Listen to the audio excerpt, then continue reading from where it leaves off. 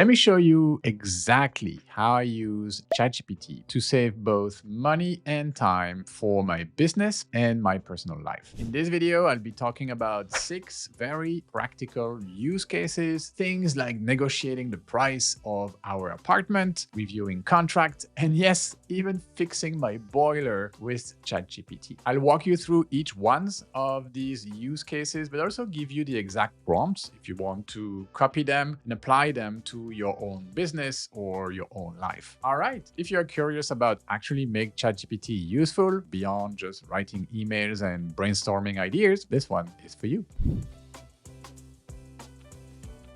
All right, let's start with the business cases. I have 3 cases. The first one being how I use ChatGPT to help me with my business. Basically, using ChatGPT as my business coach, helping me kind of move faster on big ideas. Okay, so for this one, I really want to show you a project that I have right here. So I am using ChatGPT to build a new project, a new business idea that we have with Diana. It's called the RonDi CoLab. It's our membership. You might have heard us already talk about this on our channels or on social media, but the RonDi CoLab is something that I entirely started developing right here in ChatGPT. I'm using ChatGPT as a business coach, but also a business assistant that helps me execute, that helps me operate this entire program. So how did I do that? Well, first of all, I created a project. So I use the project functionality. Okay, so if you are interested in ChatGPT project, you can watch this other video. I'll put a card over here where I explain everything about how to use the project. But having all of the context within one single project helps me stay more focused. And I'm going to show you what I mean in a second. So here I have all of my different conversations inside the RonDi CoLab project. And this one right here, the RonDi CoLab membership structure and messaging. So let's go all the way to the beginning of this conversation. You see, it's a long conversation, very long conversation, but I want to show you how this actually started because it's important. Like, let me go all the way to the top. So that was my base prompt to which ChatGPT gave me a few interesting ideas. I kind of reframed the conversation a little bit with a few different prompts. It suggested maybe you should create a membership for people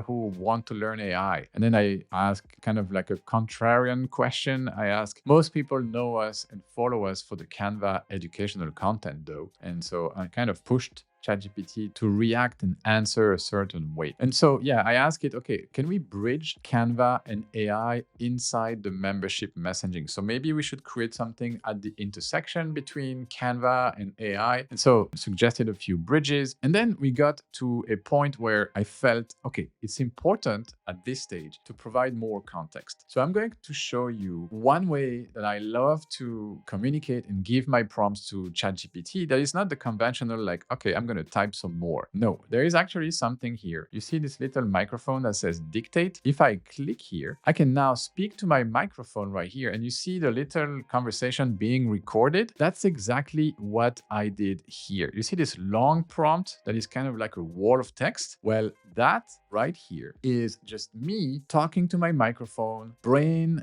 dumping all the ideas I have in my mind right here in the conversation. So this is something I've been doing a lot recently. And when it comes to using ChatGPT as your business coach, this could be very powerful because you can, in very little time, provide a lot of context. And ChatGPT, especially 5.2 or 5.1, are smart enough to be able to go through a messy prompt like this one and structure that and really use that for moving forward in the conversation. So you see this like messy thing, it's got structured very nicely into these clear instructions. So I would highly recommend you start doing this. Use the dictate button, empty your brain, just dump everything on ChatGPT and let the model use its intelligence to structure your thoughts. That's a really, really powerful way of using it. Okay, back to the RonDi CoLab here. I want to show you more very useful ways to get better answers as your business coach. Well, first of all,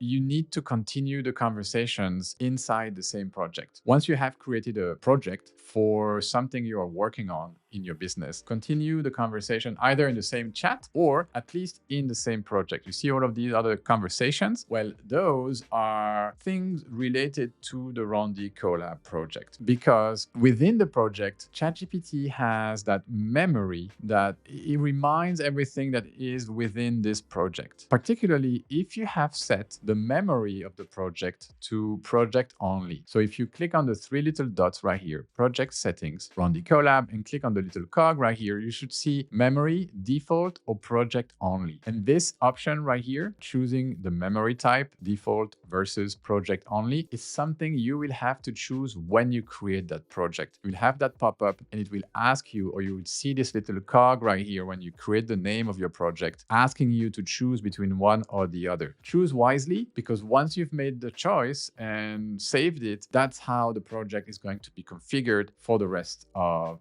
the time you'll be using it. You cannot change it later. It says that here. So I like to set it on project only, because then ChatGPT remembers everything in that silo. So that's why you should always keep your conversations within the project so that it has the context of the previous conversations that happened in that same project. All right, third thing I would like you to do for using ChatGPT as your business coach within a project is to upload files right here. So me, for example, I uploaded different files like the value proposition of our membership, the content scope of the membership, the delivery model of the membership. So every single file that you have, PDF, guideline, SOP, just upload them in here under the file button. And this will start to constitute a knowledge base in which ChatGPT will go and tap when it comes to answering your questions or providing information in that specific project. So this is also something very powerful that I have been doing, and it allows me to really kind of put a framework around that project and some important sources that ChatGPT will use. And then one last thing you can do when working with project is, again, three little dots right here, add instructions. You see this second button right here. You could ask ChatGPT to behave or to answer in a specific way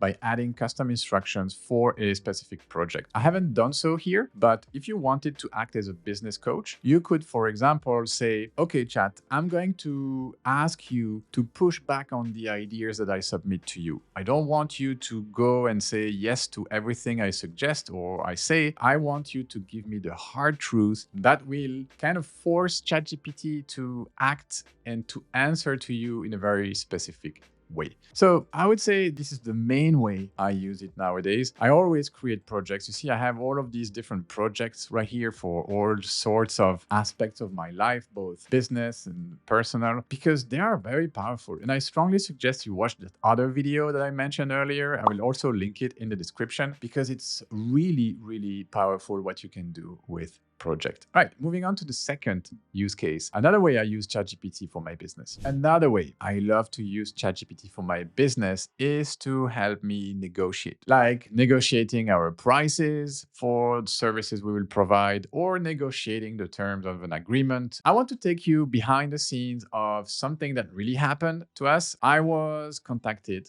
by Canva here in Spain. And they asked me, hey, Ronnie, could you help us out? We are looking for someone to deliver a training. It's next week in Barcelona, in the city where you live. So I went to ChatGPT. I had obviously an idea of how much I would charge, but I wanted to double check. Maybe I was charging too low. So, it's good to have a second opinion about like how much should you really charge for this. So I went to ChatGPT and prompted the following. Given everything you know about me, the last minute notice Canva gave me about delivering this workshop, the fact that I'd be replacing someone who's sick, and the fact that it's a 90-minute in-person training, I will need to prepare for about 6 hours. How much should I charge in euros? Okay, so it gave me a very straightforward answer. A fair quote is about 2,400 euros plus VAT. Why this number makes sense? And then it gave me the breakdown right here. So your base day rate as a Canva verified expert, so 1,500. The premium for proven audience reach and brand authority, urgent booking made only a few days ahead. So that it explained how it came to this price, right? So I sent that price to the person at Canva who contacted me, and he answered. Everything happened in Spanish. He answered with the following messages: Muchas gracias, o sea, thanks a lot. I will talk to my manager and I'll tell you what. What if you do 5 workshops with the same content? How much would that cost? Everything in Barcelona. I can see that the price could be an issue for this operation, but if we scale this, maybe this makes sense. Okay, so that's kind of what he answered. And I could sense that he was starting to negotiate, telling me that maybe price will be an issue to move forward with this project. So what I did, I pasted this message. Okay, I took a screenshot. I think I was out in the city, like I was not at my computer when all of this happened. We were negotiating on WhatsApp. So I took a screenshot and I dictated to my ChatGPT. So using the same feature, but on my mobile phone. So I made an offer for about 2,400, like you suggested. And this is what the contact came back with: full stop. I realize now that I dictated that because I said full stop. Sometimes I say full stop so that it just writes a full stop. Suggest the messages I should reply. I don't really want to lower my price, but he's asking what if we did 5 workshops with the same content? So maybe come up with a 5 workshop package, but without really lowering my hourly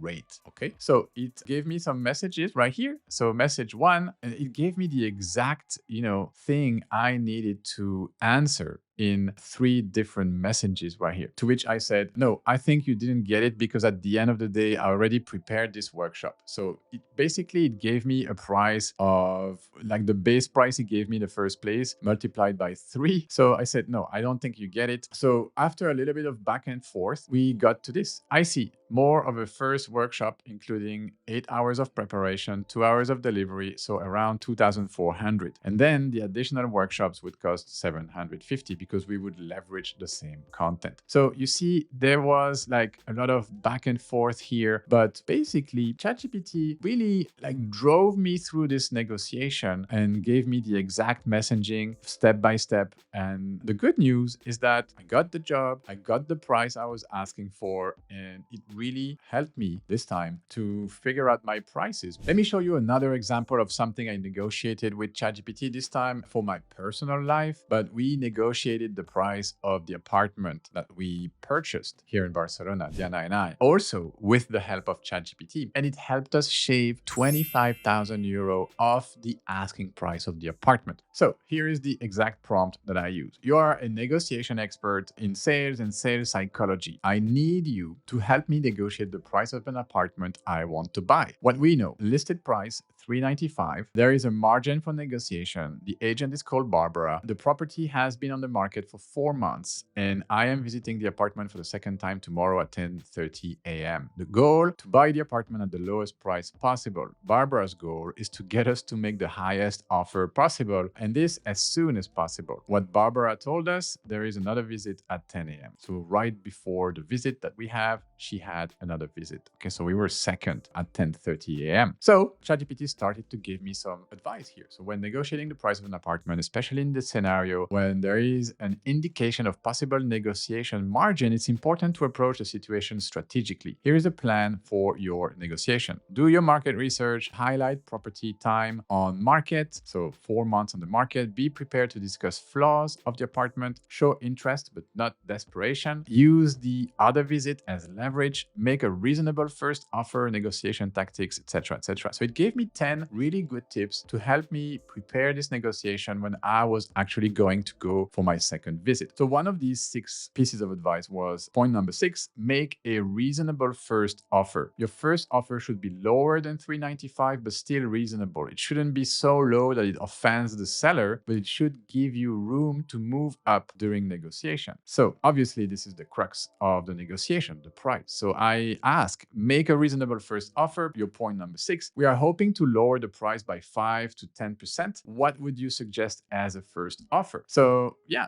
based on your goal of reducing the price by 5 to 10%, a reasonable first offer would range between 375 and 355. So since this is the first offer, it might be strategic to start closer to the upper bound, 355, to give yourself room for negotiation. So it asked me to go like start from the lowest price rather than the higher slice. Okay, so more like the 10% reduction versus the 5% reduction. And then I said, what if Barbara tells us the other visitors are very interested and will make an offer? We don't know if that's true. So give me some advice, stay calm, express your interest, ask for details, etc., etc. Could you pinpoint things Barbara might say or behaviors she might have if she's bluffing about the other visitors having made an offer? So that is a typical like paranoia when you're dealing with such large amounts of money and it's the first time you feel like, okay, she's trying to bluff me or whatever. We didn't know. And at the end, like Barbara was very correct, like didn't pretend there was another offer if there was not. But that whole scenario happened in our heads. Here, we would try to get prepared. And so ChatGPT gave me some signs that she might be bluffing. Like maybe she's bluffing if you can sense some vagueness about the offer, or if she's pressuring us for a quick decision, or changing stories, or overemphasizing on the other buyer's interest, like exaggerating, or lack of follow-up on my offer. Body language and nonverbal cues. Watch for nonverbal cues like avoiding eye contact, nervousness, or inconsistent body language. Too much emphasis on urgency. Again, like if she's trying to press us. So that's another really interesting question when you are trying to buy an apartment. What questions can I make Barbara to get her to reveal information about the seller's lowest acceptable price? Okay, so ask about the motivation for selling, the property's time on the market, the seller's flexibility, previous offers, seller's urgency, comparable sales, etc., etc. So then I asked ChatGPT bluntly, what would you do? Give me a first offer price, a counter offer price, and a closing price. So it did so. It gave me first offer, start with a 10% reduction, start at 355, then counter 365, and then closing price 375. Okay, this would be the highest you would go. And remember, these are strategic starting point. The actual negotiation might require flexibility, etc. So that's what we did. I think we made a first offer at 355. She said, okay, that is too low. And then we countered at 365, the second price here. And she said, I don't think she would go lower than 370. And we actually got the apartment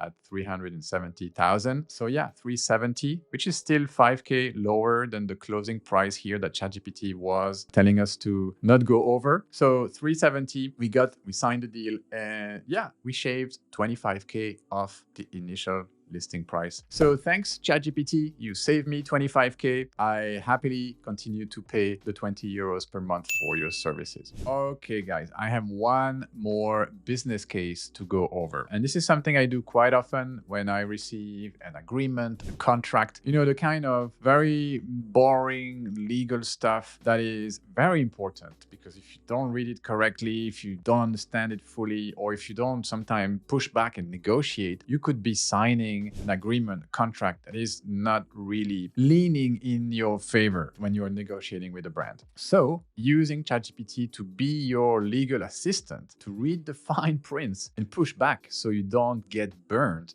when you sign an agreement. Let me show you a precise case where this actually happened. So the context is that I got contacted by HeyGen, the AI avatar company, and we agreed that I would create a collab with them, like a dedicated video on our YouTube channel. So you might remember this video where I create my AI avatar. So yeah, there was obviously a process leading to this collaboration. And in that process, they sent me a sponsorship agreement that was a PDF with a bunch of pages, a lot of clauses in it, this kind of stuff you don't want to be reading, really. So obviously I read it from A to Z. It's not like I blindly just uploaded this to ChatGPT, and I wouldn't recommend you do that. You should read it, but you should use AI to understand the part that you don't understand. So I wrote it a first time, and then I wrote the following prompt. Review this PDF with a draft sponsorship agreement between my company and HeyGen, and tell point by point any potential red flags, clauses that are too harsh for my company, or unusual practices that put me and my company at a disadvantage. Point out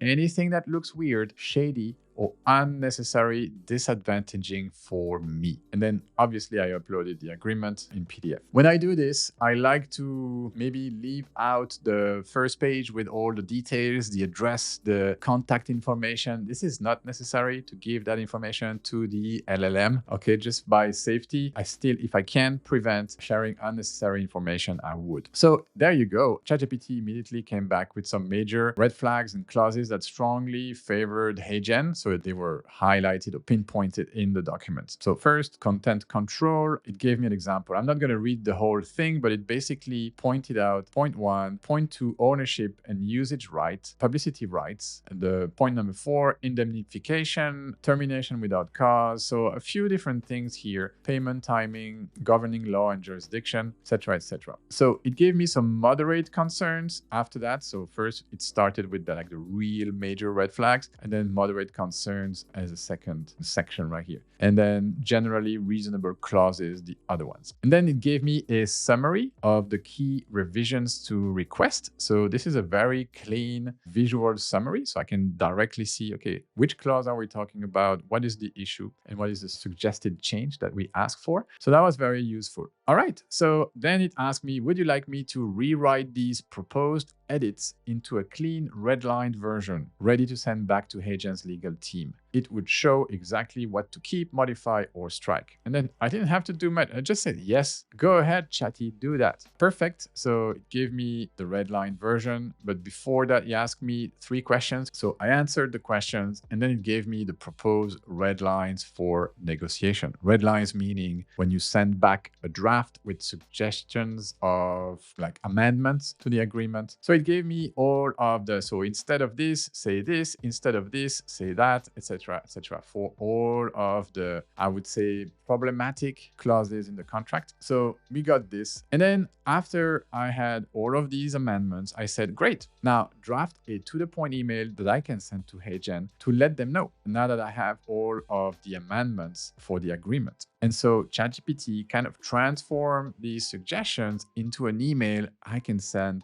directly to HeyGen that I could copy paste, send to HeyGen. And HeyGen got back to me. They accepted all of the amendments that I made because they were reasonable. And that really reassured me that, okay, it's good to work with them. Like, they are flexible. So again, ChatGPT did an excellent job right here at being my legal assistant, like make me understand the fine prints and really protect my interest when it comes to drafting agreements.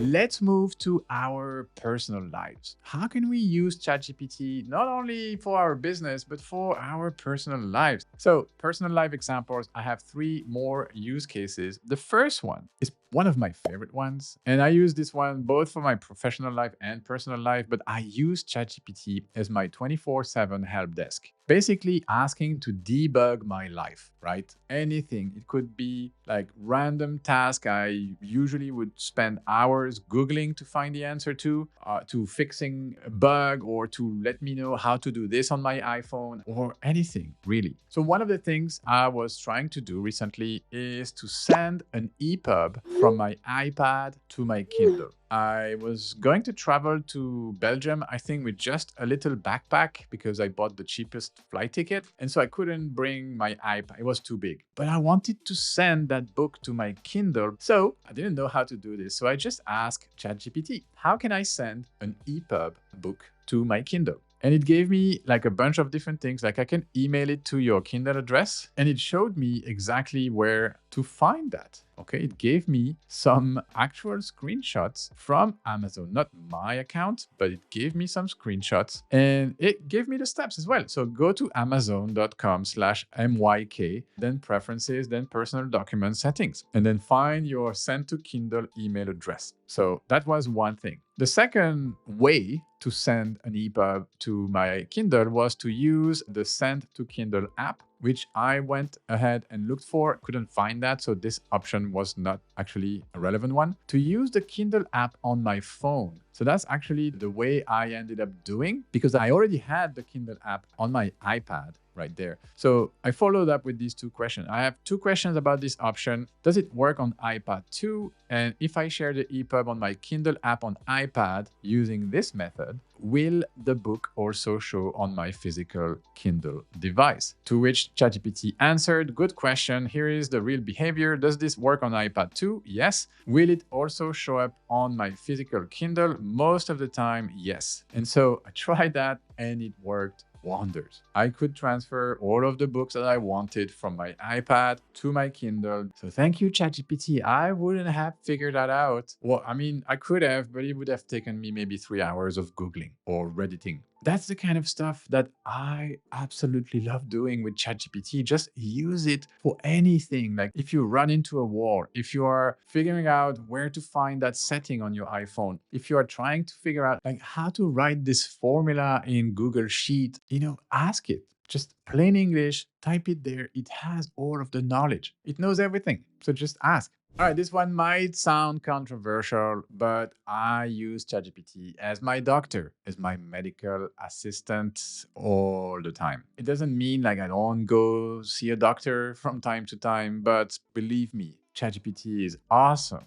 at assisting you with all sorts of medical information. Now, this is my warning. Like, you should not replace an actual doctor, an actual health specialist by ChatGPT. That's not what I'm telling you to do. But you can definitely combine the two. Let me show you this one example. Like, this happened a few weeks ago. I hurt my foot. Like, I didn't twist my foot or I didn't like bump into something. It was not a shock. It's just that I went on a hiking trip. I walked for about 15 kilometers and then 5 more kilometers the same day. So 20 kilometers on a Sunday. On a Wednesday, I went running for about 7.5 kilometers. And so I started to feel something bothering me in my right foot. So this part right here under the foot that we can see on these photos right here. And I didn't know what I had and I couldn't walk. My foot was swollen and I thought, okay, what is this? And I was stuck at home. So I couldn't go to the hospital to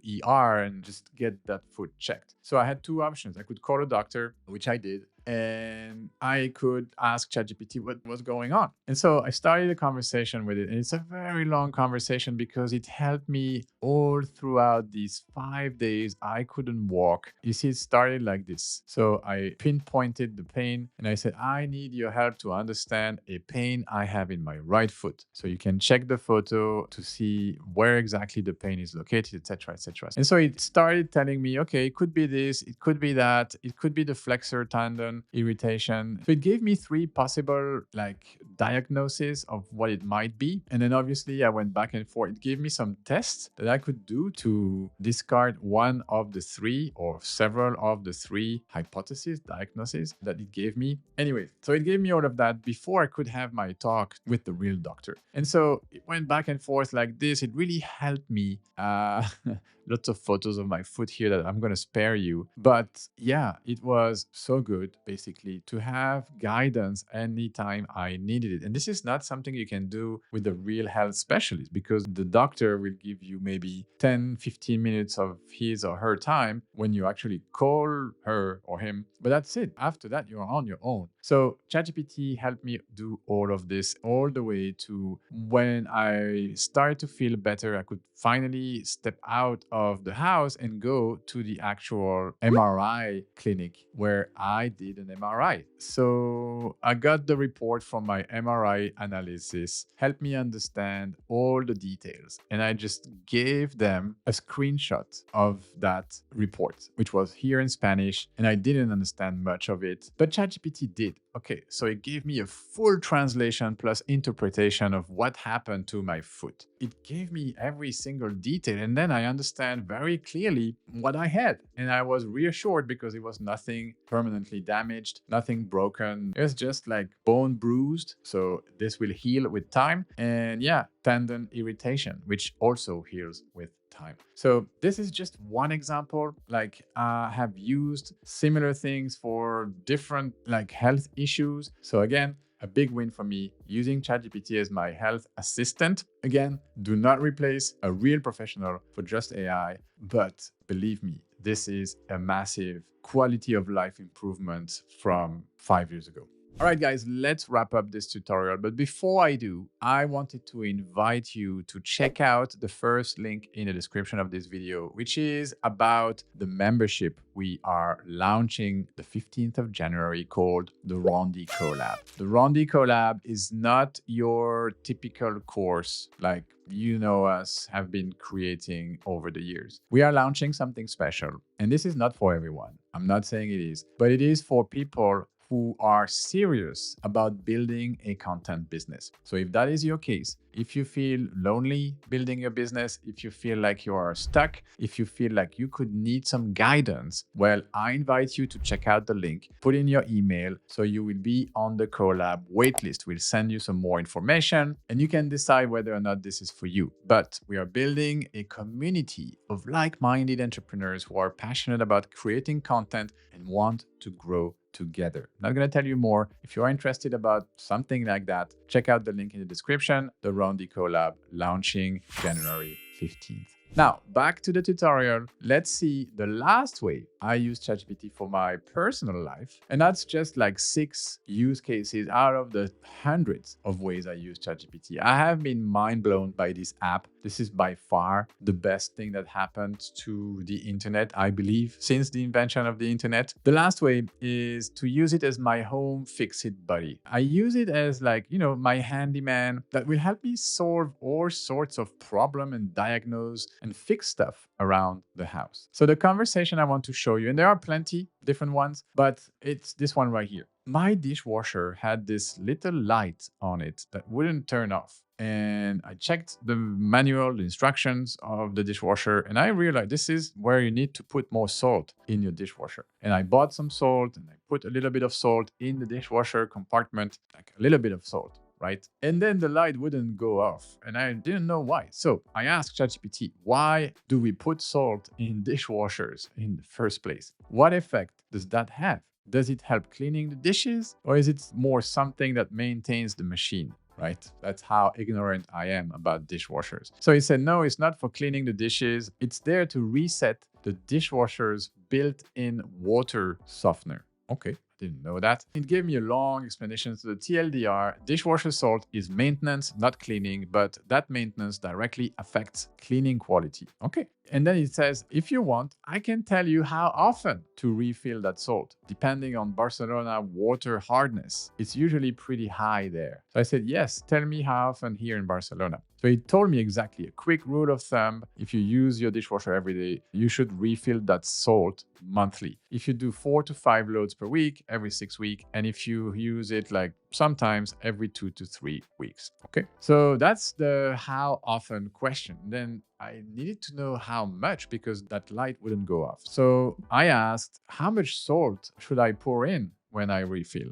And it said most dishwashers make this really simple. You fill the salt compartment all the way to the top. And I didn't know that. I would just put like a little bit, maybe 1 or 2 spoons in that compartment. It never filled up the compartment. And so basically this simple conversation helped me like solve my problem with my dishwasher. You see the little light right here going on. Anyways, so that's just one way I use ChatGPT to actually help me fix a problem. So there is another thing I want to show you from my phone. When you use ChatGPT on your phone and you are in voice mode, so get into voice mode by tapping that little voice icon right there. There you go. I am in voice mode. You see that little camera icon? You can tap this camera and ChatGPT should be able to see, hey chat, do you see what I'm seeing? Yep, I can see what you're showing me. Looks like you've got your laptop there with your calendar open and that camera view is working just fine. Let me know what you need help with. Nothing. I'm shooting a tutorial here and I want to demonstrate that you can basically have vision when I'm using my phone. Is that correct? Absolutely. That's correct. So yeah, you're showing it perfectly. Basically, as you're filming from your phone, I can see what you're pointing at and we can talk through whatever's on your screen or around you. So that's exactly how it's supposed to work. Exactly. So that's exactly how I used it. When I had a problem with my boiler, I had this low pressure error message. I didn't know what to do. We called the maintenance of the boiler and they told us like they would have to send a specialist and it would cost us 140 euros just for them to come and blah, blah, blah. And I was like, oh, 140 euros for this pressure thing? It seems like an easy thing to solve, right? So I used ChatGPT, I used my camera, I got into voice mode, share my screen so it had vision, pointed it at the boiler, and it told me exactly what to do. And it was a thing so simple to do. Right? It was fixed in literally 30 seconds. So it saved me an extra 150 euros right there that I could sum up to the 25K. So yeah, my ChatGPT subscription is really worth it, I guess. All right, guys, this is where I'm going to leave it. I hope you enjoyed it. Check out the RonDi CoLab link for the waitlist in the description. This is going to be an awesome program if you're into content creation, if you're trying to build your business. Thank you for watching until the end. I hope you enjoyed this one. I will see you in the next video.